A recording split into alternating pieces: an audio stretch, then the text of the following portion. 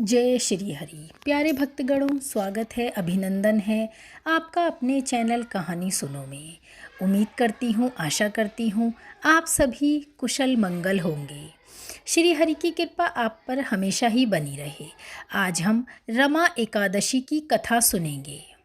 चलिए आरंभ करते हैं एकादशी कथा।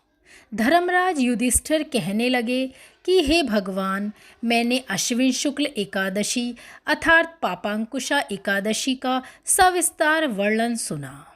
अब आप कृपया करके मुझे कार्तिक माह के कृष्ण पक्ष की एकादशी के विषय में भी बतलाइए। इस एकादशी का क्या नाम है, इसके व्रत का क्या विधान है, इसकी विधि क्या है, इसका व्रत करने से किस फल की प्राप्ति होती है, कृपया यह सब विधि पूर्वक कहिए। भगवान श्री कृष्ण बोले, कार्तिक माह के कृष्ण पक्ष में दीपावली के 4 दिन पहले आने वाली इस एकादशी को लक्ष्मी जी के नाम पर रमा एकादशी कहा जाता है। इसे पुण्यदायिनी एकादशी के नाम से भी जाना जाता है। इसके प्रभाव से ब्रह्म हत्या जैसे महापाप भी दूर हो जाते हैं। यह बड़े बड़े पापों का नाश करने वाली है। इसका महात्म्य मैं तुमसे कहता हूँ, तुम इस कथा को ध्यान पूर्वक सुनो। हे राजन, प्राचीन काल में मुचुकंद नाम के एक राजा थे। उसकी इंद्र के साथ मित्रता थी और साथ ही यम, कुबेर, वरुण और विभीषण भी उसके मित्र थे। यह राजा बड़ा धर्मात्मा, विष्णु भक्त और न्याय के साथ राज करता था। उस राजा की एक कन्या थी जिसका नाम चंद्रभागा था। उस कन्या का विवाह चंद्रसेन के पुत्र शोभन के साथ हुआ। एक समय वह शोभन ससुराल आया। उन्हीं दिनों जल्दी ही रमा एकादशी भी आने वाली थी। जब व्रत का दिन समीप आ गया तो चंद्रभागा के मन में अत्यंत सोच उत्पन्न हुई कि मेरे पति अत्यंत दुर्बल हैं और मेरे पिता की आज्ञा अति कठोर है। दशमी को राजा ने ढोल बजवाकर सारे राज्य में यह घोषणा करवा दी कि एकादशी को भोजन नहीं करना चाहिए।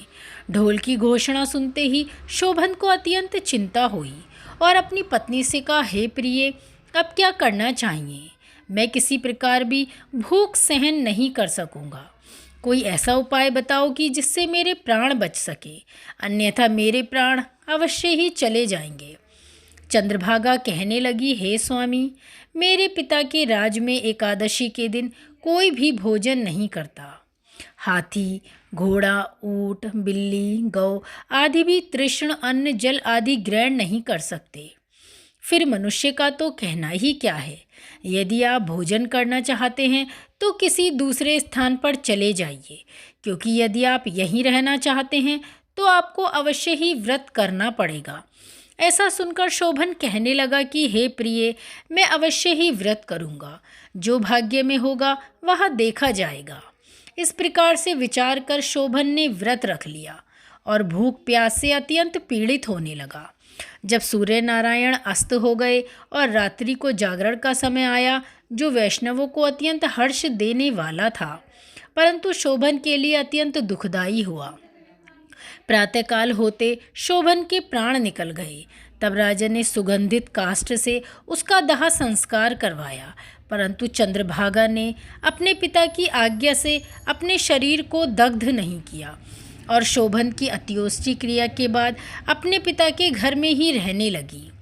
रमा एकादशी के प्रभाव से शोभन को मंदाचल पर्वत पर धन धान्य से युक्त तथा शत्रुओं से रहित एक सुंदर देवपुर प्राप्त हुआ।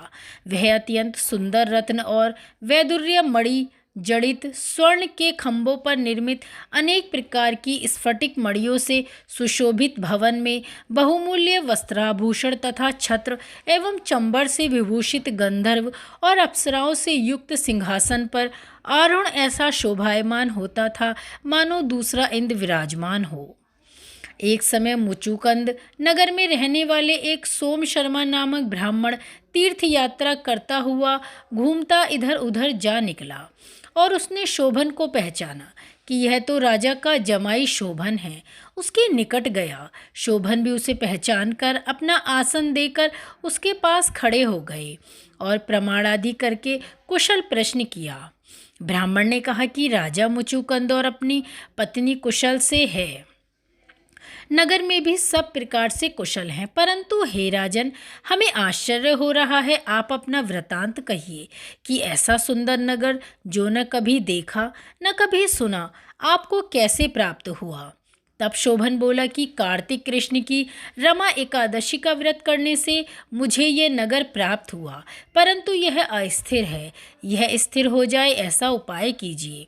ब्राह्मण कहने लगे, हे राजन, यह स्थिर क्यों नहीं है और कैसे स्थिर हो सकता है, आप बताइए। फिर मैं अश्वमेव यज्ञ का उपाय करूँगा।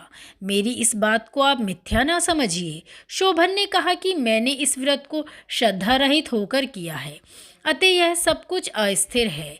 यदि आप मुचुकुंद की कन्या चंद्रभागा को यह सब वृतांत कहें तो यह स्थिर हो सकता है। ऐसा सुनकर उस श्रेष्ठ ब्राह्मण ने अपने नगर लौटकर चंद्रभागा से सब वृतांत कह सुनाया। वचन सुनकर चंद्रभागा बड़ी प्रसन्नता से ब्राह्मण से कहने लगी कि हे ब्राह्मण, ये सब बातें आपने प्रत्यक्ष देखी हैं या स्वप्न की बातें कर रहे हैं। ब्राह्मण कहने लगा, हे पुत्री, मैंने महावन में तुम्हारे पति को प्रत्यक्ष देखा है, साथ ही किसी से विजय न हो ऐसा देवताओं के नगर के समान उनका नगर भी देखा है। उन्होंने यह भी कहा है कि यह स्थिर नहीं है। किस प्रकार वह स्थिर रह सके, सो उपाय बताइए। चंद्रभागा कहने लगी, हे विप्र, तुम मुझे वहाँ ले चलो। मुझे पतिदेव के दर्शन की तीव्र लालसा है। मैं अपने किए हुए पुण्य से उस नगर को स्थिर बना दूंगी। आप ऐसा कार्य कीजिए जिससे हमारा संयोग हो, क्योंकि वियोगी को मिला देना महान पुण्य है। सोम शर्मा यह बात सुनकर चंद्रभागा को लेकर मंदाचल पर्वत के समीप वामदेव ऋषि के आश्रम पर गया। वामदेव जी ने सारी बात सुनकर वेद मंत्रों के उच्चारण से चंद्रभागा का अभिषेक कर दिया। तब ऋषि के मंत्र के प्रभाव और एकादशी के व्रत से चंद्रभागा का शरीर दिव्य हो गया और वह दिव्य गति को प्राप्त हुई। इसके बाद बड़ी प्रसन्नता के साथ अपने पति के निकट गई। अपनी प्रिय पत्नी को आते देखकर शोभन अति प्रसन्न हुआ और उसे बुलाकर अपनी बाईं तरफ बिठा लिया। चंद्रभागा कहने लगी, हे प्राणनाथ, आप मेरे पुण्य को ग्रहण कीजिए।